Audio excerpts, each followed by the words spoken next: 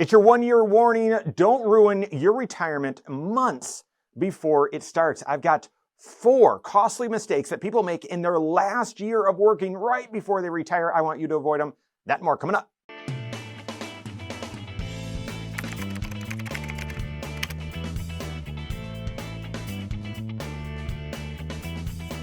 You ever watch those celebrated too early videos out on YouTube? I've seen way too many of them. I don't know if it's entertaining or torture. The ones that are just hardest to watch are, the big football play where, they make the pick six interception, they run all the way down the field and they drop the ball right before crossing the goal line, or maybe, the Hail Mary pass and they drop the ball early. I can't stand it. And yet my eyes are drawn to it. Maybe the worst one that I've seen is the marathon runner who starts celebrating just a few steps before the finish line and breaks his ankle. Have you seen that one? And I'm squeamish, so that one really, really hurts. There's just countless ones where they celebrate and then someone flies past them. And so I don't want that to happen to you in retirement and in your finances. I think the most clear analogy is, okay, well, you mean I'm just going to go out and blow all my money in the last year before I retire? Yeah, I'm not going to do that. No, that's not a real risk. No. In reality, there are some common, maybe deceptive, maybe I'm doing this with the right intentions that end up being huge mistakes that derail your retirement right in that last year, right before you pull the trigger. So, what are the 4 costly mistakes that we see a lot of people make in their final year of their career right before they retire so that you can avoid them? I've got that right now. The first we're going to call the lame duck investment error. That's right. I've talked about this quite a bit because it is very, very common. And this is where in that last year, right before you retire, you take way too much risk or way too little risk with your investments. Way too much risk, I get, because especially right now, you look and you say, oh my goodness, okay, I've saved up more money than I've ever had before, $1.5 million. And the stock market did almost 20% return last year, did 20% the year before that, did 20% the year before that. You know what? If I can just get another 20-some% on my dollars this year, I can be pushing, close to $2 million. You know what that can do? And then all of a sudden the stock market has an inevitable, which we never know when, but it's just a feature of being an investor, a hiccup or bear market. And you've risked more than what you really needed to and fell right into the trap of sequence of return risk. Or the opposite with this lame duck investment error is that you say, I'm about to use these dollars. I can't take any risk. I need to go risk off with all of it. And you set yourself on a glide path where the risk and potential return for those dollars over your decades-long retirement isn't enough for you to keep up with the lifestyle that you're accustomed to when you account for inflation. Instead, make sure that you stay disciplined with your investment approach in that last year of retirement and begin shifting towards what we call a personal pension plan. As you get near retirement and near needing to live on these dollars, you want to stratify your entire portfolio, not just your 401k, not just your IRA, but that's the thing. Like a lot of times people think, well, my 401k is invested one way, the rest of my dollars are invested a different way. No. Look at the entire portfolio.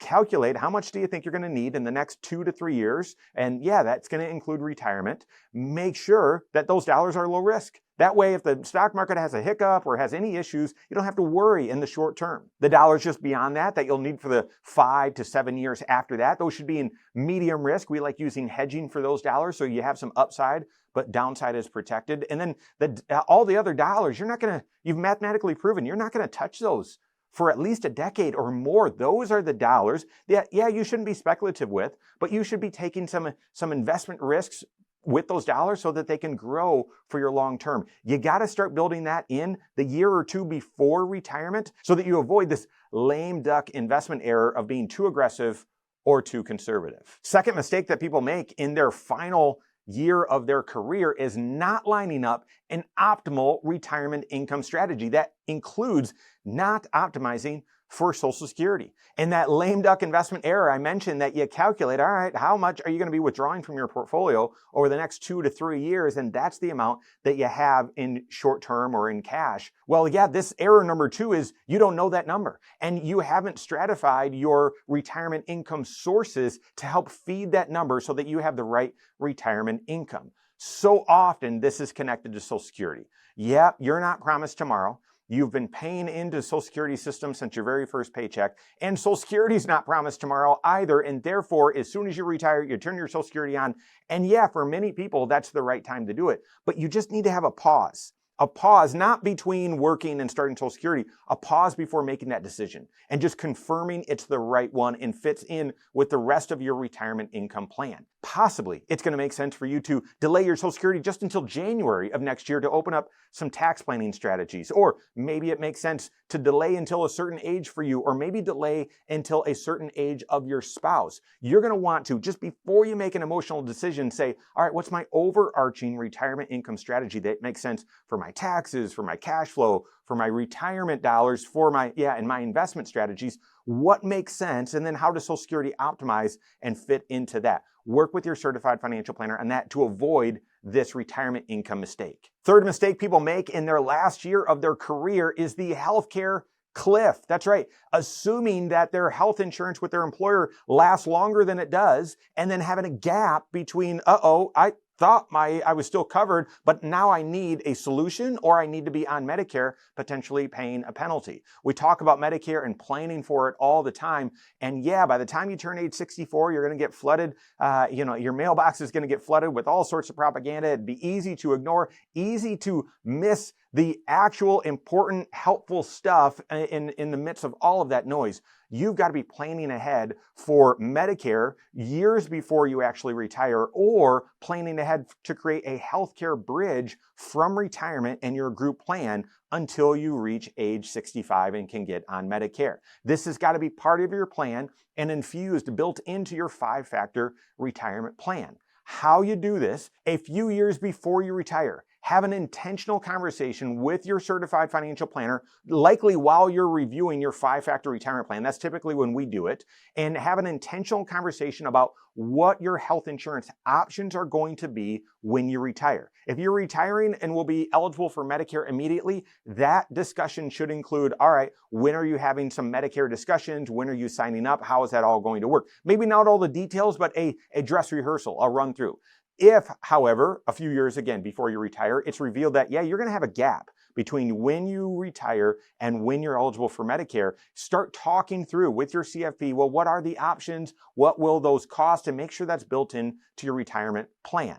Then, as you get closer and closer to that retirement, maybe within that year, you need to start having more intentional discussions, more detailed discussions, and then bring in a health insurance expert that can collaborate with you, teach you all those details, review your options with you, and help you make a wise choice. And your CFP needs to be collaborating with them to ensure that that health insurance decision is connected with the rest of your retirement plan and overall financial plan. And then the fourth mistake, and this is a biggie, guys, the fourth mistake that people make in the last year of their working career that ends up derailing or costing them a lot of money throughout their retirement, and that is missing the tax valley opportunity. The tax valley opportunity. This is where many people just think, well, the last year of my working career is just like all the others, right? I've been funding my 401k pre-tax. I've been doing this other thing. No. It's completely different, right? You could be eligible for different tax opportunities, whether that's deductions or credits in the last year of your career that you'll never be able to capture again. Why? Because some of the funding or the ability to make contributions to tax shelters is dependent upon whether you have earned income.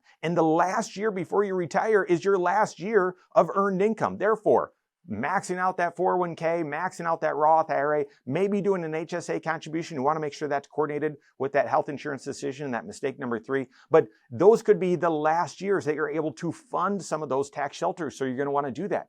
But it also, if this is connected, your tax planning is connected to that retirement income mistake that I mentioned, the mistake number 2, then you might be able to have a different retirement income strategy in the first year of your retirement, maybe the first year and a half, and that could open up the ability to do Roth conversions or some capital gain harvesting or some other creative tax planning strategies that can set you on a glide path so that you avoid significant taxes out there in the future, maybe reducing RMD, reducing your income-related monthly adjustment amount. So missing out on tax planning, the tax valley opportunity, that's the fourth mistake. The truth is, guys, it's very easy for any of us to take our eye off the ball the closer we get to the finish line, certainly when it comes to your finances and retirement. But doing so can mean thousands of dollars, if not tens of thousands of dollars, in impact to your financial situation and ultimately a crisis of confidence when it comes to your retirement. I want you to avoid that.